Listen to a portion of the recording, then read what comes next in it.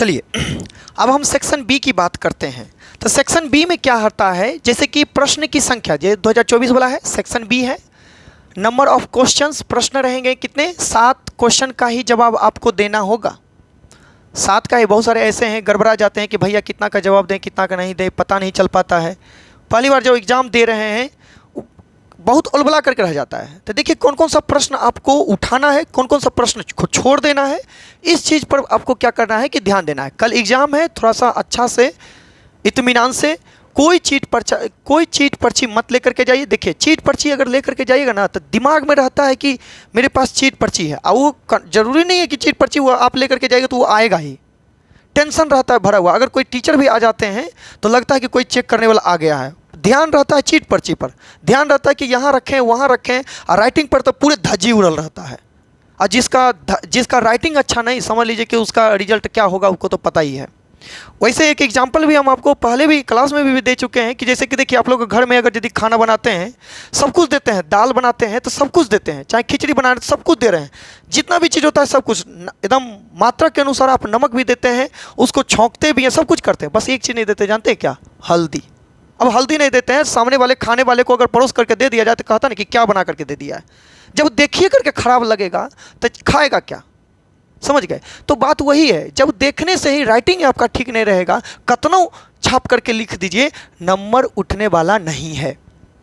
समझ रहे हैं बात को, इसीलिए राइटिंग बहुत मायने रखता है। ठीक है, आपको क्या करना है, कल एग्जाम है 5 फरवरी है, इंटर वाला का इंग्लिश का एग्जाम है, साइंस का फर्स्ट सिटिंग। ठीक है, देखिए सेक्शन बी में कैसे करके नंबर उठाना है। सेक्शन बी में क्या है कि 50 नंबर ही तो उठाना है। सेक्शन बी में क्या है कि ऐसे है, तो थोड़ा सा ऐसे में दिक्कत होता है सबको। ऐसे में दिक्कत ये होता है, किसी वैसी वाले को तो दिक्कत नहीं होता है। ऐसे में दिक्कत होता है कि कौन सा ऐसे पूछेगा कौन सा नहीं पूछेगा, फिर सोचना पड़ता है, फिर उसके बाद लिखना पड़ता है। ठीक है, तो आपको क्या करना है कि ऐसे को छोड़िए सबसे पहले, और उसके बाद क्या क्या है, एक्सप्लेनेशन आपका बुक से ही रहेगा या फिर प्रोज से और पोइट्री से। तो देखिए एक एक्सप्लेनेशन आपका प्रोज से रहेगा, PROSE प्रोज, ठीक है, और एक एक्सप्लेनेशन पोइट्री से, POETRY। हम आपको लिखवाए हैं, लिखाने का तरीका भी बताएं एक्सप्लेनेशन को। जैसे कि कुछ भी चीज़ रहता है कि जैसे कि देखिए दूसरा नंबर क्वेश्चन में एक्सप्लेनेशन है कि देखिएगा, आप एक एक करके थोड़ा सा अच्छा से ध्यान से सुनिएगा।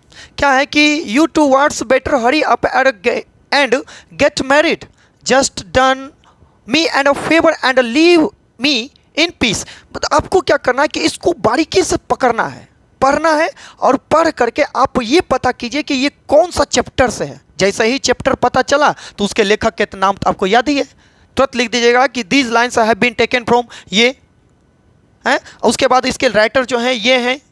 तो इस तरह से उसके जन्म मरण लिख दीजिएगा। उसके बाद आपको क्या करना है कि इसी से आपको बना करके लिख देना है, और लिखेगा 5 से 6 लाइन में अगर लिख देते हैं तो आपको जो है प्रोज से आपको स्पेशल 4 नंबर मिल जाता है। तो ये आपका क्लियर हो गया। ठीक है, ठीक उसी प्रकार पोइट्री से भी देखिए, क्वेश्चन नंबर 3 में poetry explanation any one of the, क्या लिखा हुआ है कि the house withdrew into a silence, a snake moved among book, I was then too young.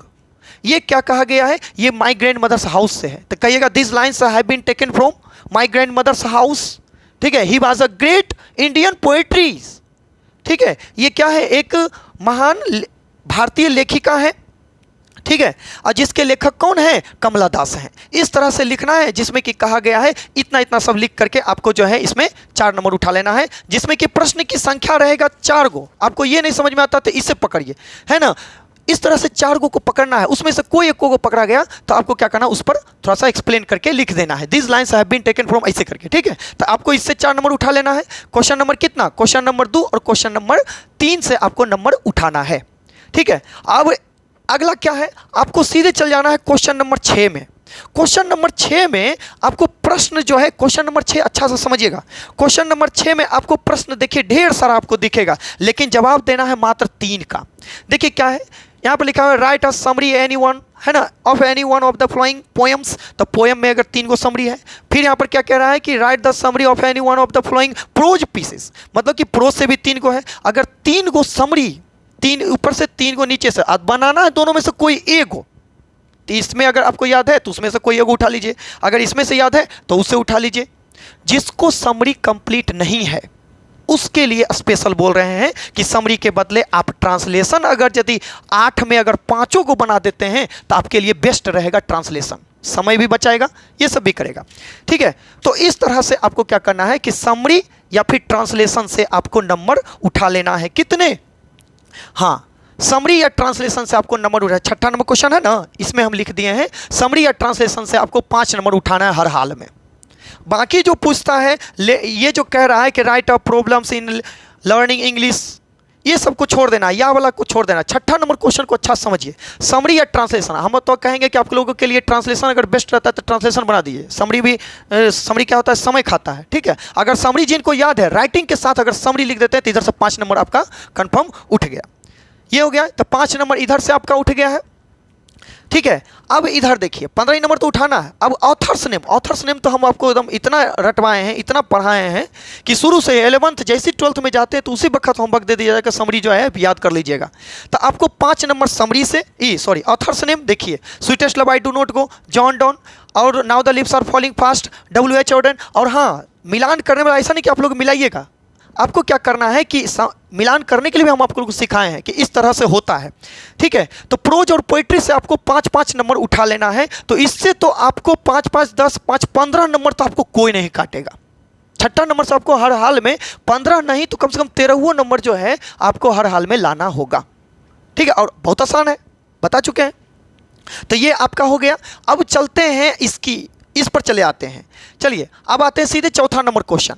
चौथा नंबर क्वेश्चन क्या है कि लेटर या एप्लीकेशन अगर आता है, आप बचपन में भी लिखे होंगे एप्लीकेशन अपने प्रिंसिपल के पास, उसी को थीम मान करके, या फिर लेटर लिखे होंगे उसी को थीम मान करके जो उसमें कहता है उसी के अनुसार आपको उसमें जो फॉर्मेट होता है उसको रख देना है। लेटर लिखिएगा जरिए होश से। ठीक है, उसका सिर्फ फॉर्मेट देखा जाता है, कितना लाइन छोड़ना है, कितना लाइन आगे बढ़ना है, इस तरह से। ठीक है, तो लेटर से आपको उठा लेना है नंबर। और हाँ, अब कौन सा बच गया? ये सब हो गया। हाँ, यहाँ पर पैसेज में क्या रहता है? पैसेज से आपको 4 मार्क्स दिए जाएंगे। पैसेज में क्या रहता है? 7वां नंबर क्वेश्चन में पूछेगा कि यहाँ पर आपको अच्छा से पढ़ना है। The sun is a star around which many planet, इस तरह से पढ़ते पढ़ते जाकर के यहाँ पर पढ़ना है। और यहाँ पर जो है इसके अनुसार आपको हम पैसेज के लिए भी बताए थे कि 4 गो है, 4 गो में से आपको यहाँ पर जो है आंसर आपको देना होगा। आपको क्या करना है कि अगर यदि नहीं आपको समझ में आता है तो यहाँ पर क्या कह रहा है कि which planet is nearest the sun, तो बताइए सूरज के सबसे नज़दीक में कौन सा ग्रह है? तो सूरज के सबसे नज़दीक ग्रह बुध होता है। तो वहाँ पे आप लिख सकते हैं कि इस तरह से जहाँ जहाँ आपको नज़र आता है उसको आप आराम से लिख दीजिएगा। आपको 1 मार्क्स दिया जाएगा, 2 लाइन में 3 लाइन में आपको दे देना है। तो 4 प्रश्न है, चारों का जवाब आपको देना होगा। ठीक है, बारीकी से ध्यान से समझिए और वीडियो को पूरा का पूरा देखिए और अपने दोस्तों को भी भेज दीजिए ताकि उसका भी लाभ हो। ये हो गया, तो पैसे से आपको नंबर उठा लेना। अब आपके पास बचा है क्या? आपके पास अब बचा है क्वेश्चन आंसर और ये टाइम को देखते हुए। सबसे पहले क्वेश्चन में क्वेश्चन की संख्या रहेगी आपका देखिएगा, क्वेश्चन की संख्या रहेगा 10 और 10 में आपको मात्र 5 का ही जवाब देना है। ठीक है, 10 में मात्र 5 का ही जवाब देना है। इसमें से जो आता है आपको अपने तरीक़ा से जवाब कोशिश कीजिएगा कि दे दें। अगर 10 में से आपको क्या करना है कि 5 का जवाब अगर दे दिए तो एक क्वेश्चन पर जवाब देने पर आपको 2 मार्क्स दिए जाएंगे। किसमें? क्वेश्चन पर। और रही बात अंत में, इसके लिए स्पेशल समय बचा लीजिए, कम से कम 15 मिनट बचा करके रखिएगा। और लास्ट में ऐसे के लिए अपना दिमाग लगा दीजिएगा। समझ गए? जो ऐसे आता है थोड़ा सा इधर उधर भी देख करके आप क्लियर कर लीजिएगा। तो इस तरह से आपके जो है मार्क्स अच्छा उठेंगे। और चीट पर्ची भूल से भी मत लेके जाइए, हम आप लोगों से रिक्वेस्ट करते हैं। ठीक है, आप लोगों का और एक बात और, जो जितना पढ़ाए हैं और टेस्ट सीरीज जो करवाएं हैं, हमको पूरा यकीन है अपने स्टूडेंट पर। ठीक है, आपको क्या करना है कि किसी पर भी विश्वास नहीं करके सबसे पहले अपना पहले देखिए। ठीक है, अपना देखिए और कोई जो अगर कहता है कि नहीं ये मेरा आंसर सही है, मेरा आंसर सही है, नहीं, यहाँ पर एक्सप्लेन भी नहीं करवाते थे, तो आपको क्या करना है कि अपना पहले बनाइए, उसके बाद बचे तब जाकर के उसको जो है मदद कीजिए। ठीक है, लेकिन हाँ, हम तो यही कहेंगे कि भाई अपना पहले ध्यान दीजिएगा। ठीक है, और राइटिंग के साथ, राइटिंग को सबसे पहले हम आपको बोल चुके हैं। तो इस तरह से जो है आपका मार्क्स जो है अगर इस तरह से रहता है तो आपका मार्क्स उधर 50 सेक्शन ए में, इसमें नहीं कटना चाहिए नंबर। ठीक है, हाँ, उधर इधर जो है अगर करते हैं कतनों अगर नंबर काटते हैं, ठीक है, थोड़ा सा देखिए तो इसमें अगर कतनो भुल्लल भटकल लिख दीजिएगा तो ठीक है, देगा 4 नंबर। चलिए 4 नंबर ये हो गया। और यहाँ एक्सप्लेनेशन में देगा 3 नंबर, 3 नंबर इधर, 3 नंबर इधर, और इधर क्या है लेटर एक्सप्लेनेशन। चलिए ठीक है, 2 नंबर काट लिए, काट लिए, वो हो गया। क्वेश्चन आंसर में अगर यदि मान ली जाए हम 5 का जवाब नहीं देकर के अगर तीनों का जवाब दे दिए तो 3 दूना 6। अब 6 में ओकरो में नंबर काटिए, तो 6 में अगर फिर भी नंबर कटता है तो अगर देते हैं तो मान लीजिए 4, लीजिए नंबर कटा। क्वेश्चन आंसर सॉरी हाँ ये तो हो गया ना। इसमें दे दिए 1 2 3 4, 1 2 3 4, ये हो गया। हाँ ठीक है, इसमें जो है 3 नंबर मिल गया लेटर एप्लीकेशन में, लेटर या फिर एप्लीकेशन दोनों कोई एगो लिखिएगा। इसमें जो है आपको 10 में अगर कतनों कम आता है 1 2 3 4, ये हो गया ना। इधर लेटर एप्लीकेशन में कतनों नंबर कम आता है तो 4 नंबर इसमें हम दे दिए, ठीक है। उसके बाद ये ऑथर्स नेम, एकरा में तो नंबर नहीं कटना चाहिए। 15 में आपको कम से कम 13 मिलेगा, ये हो गया। और पैसेज में अगर आप लिख देते हैं तो पैसेज अगर आप लिख देते हैं तो आपका कम से कम इसमें 2 मार्क्स अगर जोड़ते हैं तो थोड़ा सा जोड़िए कितना मार्क्स आया।